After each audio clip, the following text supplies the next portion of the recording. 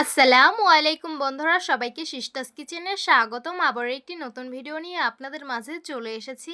আজকের রেসিপি হলো ডিম আলু পুরি, তো দেখতে থাকুন। প্রথমে এখানে আমি কিছু আলু সিদ্ধ করে নিয়েছি, এখন এগুলোকে হাতের সাহায্যে সুন্দরভাবে ম্যাশ করে নিব। তো দেখতেই পারছেন আমি আলুগুলো সুন্দরভাবে ম্যাশ করে নিয়েছি।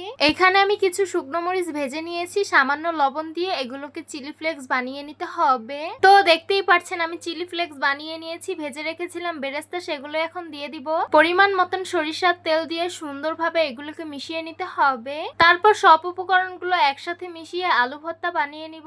এই তো আমি সুন্দরভাবে ভর্তাটা বানিয়ে নিয়েছি। রুটি বানানোর জন্য আটাটা নিয়ে নিচ্ছি। স্বাদ মতো লবণ দিয়ে দিব, আস্ত কিছু কালো জিরা দিয়ে দিব, সামান্য ঘি দিয়ে দিব ফ্লেভারের জন্য, এটা অপশনাল নয়। তারপর কুসুম গরম পানি দিয়ে দিব। তারপর সুন্দরভাবে একটি ডো বানিয়ে নিতে হবে।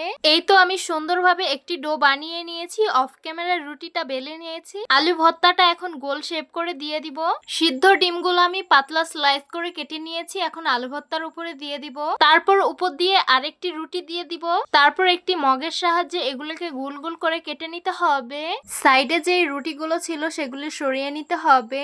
এইভাবে আমি সবগুলো আলু ডিম পুরি বানিয়ে নিব। তারপর চুলায় একটা প্যান বসিয়ে দিলাম, পরিমাণ মতন তেল দিয়ে দিব। তেল গরম হয়ে গেছে, আলু ডিম পুরিগুলো দিয়ে দিব। আলু ডিম পুরিগুলো এক পাশ হয়ে গেছে, এখন উল্টে অপর পাশটি ভেজে নিব। এই তো ডিম আলু পুরিগুলো ভাজা হয়ে গেছে, এখন একটি স্টেনার ছাঁকনির সাহায্যে এগুলোকে উঠিয়ে নিব। আর এইভাবেই সবগুলো ডিম আলু পুরি ভেজে নিব। এই তো ডিম আলু পুরিগুলো সার্ভ করে নিলাম। ডিম আলু পুরিগুলো খেতে কিন্তু অত্যন্ত সুস্বাদু হয়েছে। সাথে যেই টক পানিটা দেখতে পাচ্ছেন এটা দিয়ে খেয়েছি, এটা খেতে অনেক বেশি লোভনীয় লেগেছে। এখন ভয়েস দিতে এসে আমার জিভে জল এসে পড়েছে। তো আশা করছি আজকের ভিডিওটা আপনাদের কাছে অনেক অনেক বেশি ভালো লাগবে। ভালো লেগে থাকলে আমাদের ইউটিউব চ্যানেলটি সাবস্ক্রাইব করবেন, আর যারা আমার ফেসবুক পেজ থেকে দেখছেন পেজটিকে ফলো করবেন। সবাই ভালো থাকবেন, সুস্থ থাকবেন, আর সিস্টার্স কিচেনের সাথেই থাকবেন। আবারও কথা হবে কোনো নতুন ভিডিওতে। তাহলে আজকে এই পর্যন্তই। আল্লাহ হাফিজ।